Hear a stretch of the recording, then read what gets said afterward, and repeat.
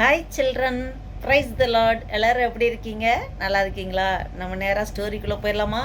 எல்லா ஸ்டோரிக்கே காவலாக இருக்கீங்களா? ஓகே. ஒரு சபை பாஸ்டர், போதகர், அவரும் அந்த சபையில் இருக்க விசுவாசி, அவங்க ரெண்டு பேரும் ஒரு டெசர்ட் ஏரியாவுக்கு போகிறாங்க. அது எதில் போகிறாங்கன்னா, ஒரு கேமல் மேலே ஏறி அவங்க போயிட்டுருக்காங்க. ரொம்ப தூரம் போயிட்டுருக்காங்க. அவங்களுக்கு பயங்கர டயர்டு. அந்த விசுவாசி, அந்த சர்ச்சு விசுவாசி, அவர் தான் அந்த ஒட்டகத்தை பாதுகாக்கிற பொறுப்பு அவருக்கு இருக்குது. சரின்னு ஒரு இடத்துல இலைப்பாறுதலில் அவங்க இலைப்பாடுறதுக்கு ஒரு இடத்துல படுக்கும்போது, இந்த விசுவாசி பயங்கர டயர்டு. மற்ற நாளை விட அன்றைய நாளில் ரொம்ப டயர்டு.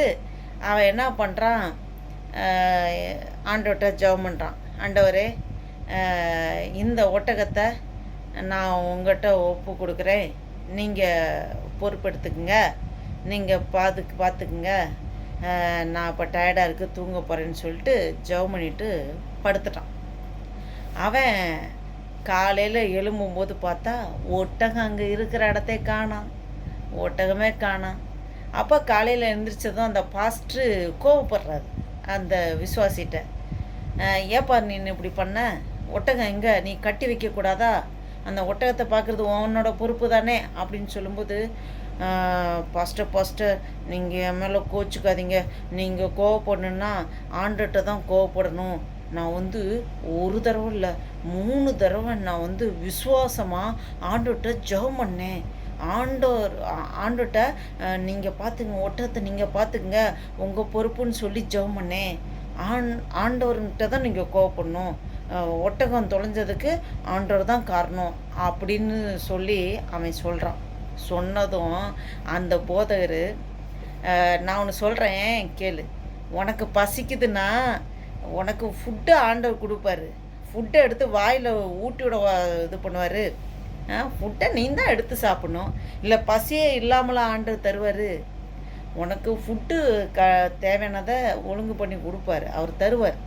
அதை எடுத்து வாயில் எடுத்து சாப்பிட்றது உன்னோட கடமை, உன்னோட பொறுப்பு. அதே மாதிரி பசியே இல்லாமல் ஆக்க மாட்டார், இருக்கும்.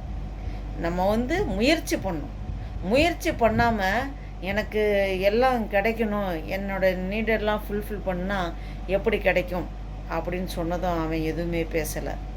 என்ன பிள்ளைங்களா, இது மாதிரி தான் நிறைய பேர் இருக்கிறாங்க. இப்போ பிள்ளைங்க நீங்கள் கூட எடுத்துட்டிங்கன்னா, நீங்கள் ஒன்றுமே பாட புஸ்தகம் எதுவுமே படிக்காமல், ஏசப்பா எனக்கு நாளைக்கு நடக்கக்கூடிய எக்ஸாமில் நான் எல்லாம் மார்க் வாங்கணும், ஃபஸ்ட் கிளாஸ் வாங்கணும், நீங்கள் எனக்கு உதவி செய்யுங்க, ஏசப்பா நான் உண்மை தான் விசுவாசிக்கிறேன் அப்படின்னு சொல்லி நீங்கள் அப்படி ஜெபம் பண்ணிங்கன்னா எப்படி ஆண்டவர் உதவுவார்? நீங்கள் படிக்கவே இல்லை, முயற்சி எடுக்கவே இல்லை, அதுக்கு இனிஷியேட்டிவ் ஸ்டெப்பு எடுத்தால் தானே ஆண்டவர் கிரியேட் பண்ணுவார்.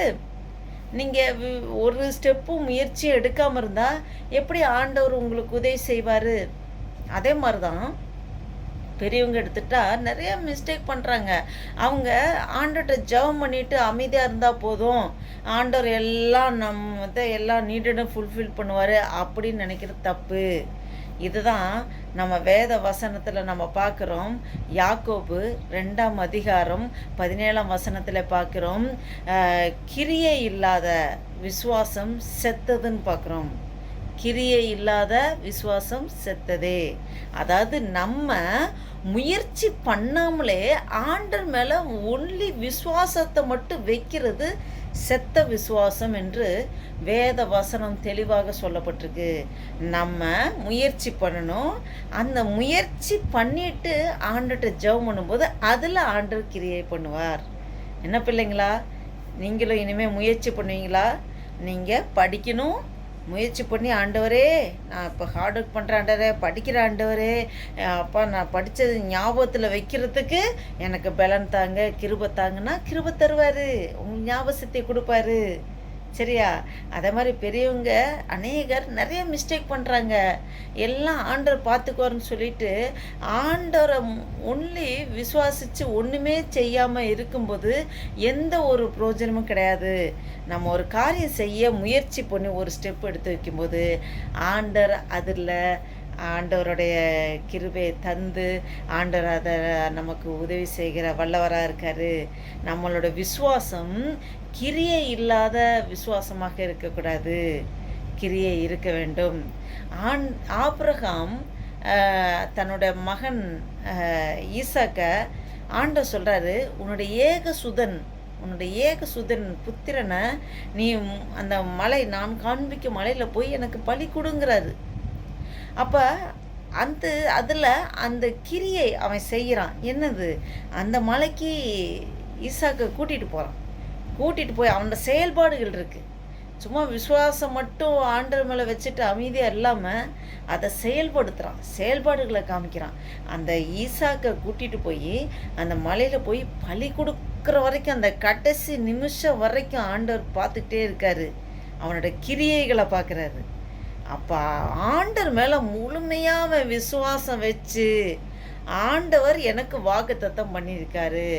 உன் சந்ததி பூமியின் இத வானத்தின் நட்சத்திரங்களைப் போல பெருக பண்ணுவேன். பூமியின் கடற்கரை மணலைப் போல பெருக பண்ணுவேன் வாக்குத்தத்தம் பண்ணியிருக்காருன்னா, வாக்குத்தத்தம் பண்ணப்பட்ட பிள்ளை இந்த ஈசாக்குனா, ஆண்டவர் எப்படியாவது அவர் அற்புதம் செய்வார்ன்னு முழுமையா விசுவாசிச்சான். விசுவாசம் மட்டும் வைக்காம, அவர் சொல்றபடி அவன் செயல்படுத்துறான்.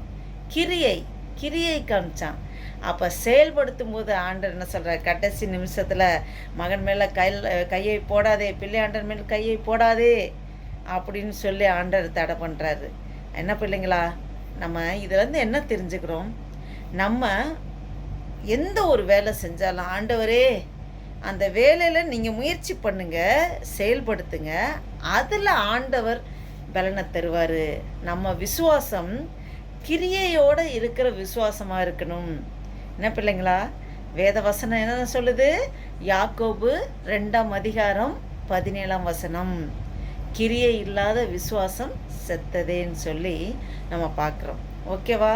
நம்ம இனிமே ஆண்டவருக்காக நம்ம ஒவ்வொரு காரியங்களும் நம்ம செயல்படுத்தணும். ஒன்லி விசுவாசம் வைத்து சும்மா இருக்காம, நம்ம ஒரு காரியம் செஞ்சு நம்ம ஜெபத்தோடு நம்ம செய்யும்போது ஆண்டவர் நமக்கு உதவி செய்கிறவரா இருக்காரு. ஓகே பிள்ளைங்களா? கர்த்தர் உங்கள் ஒவ்வொரு ஆசீர்வதிப்பார். God bless you. ஆமென். பாய் பாய்.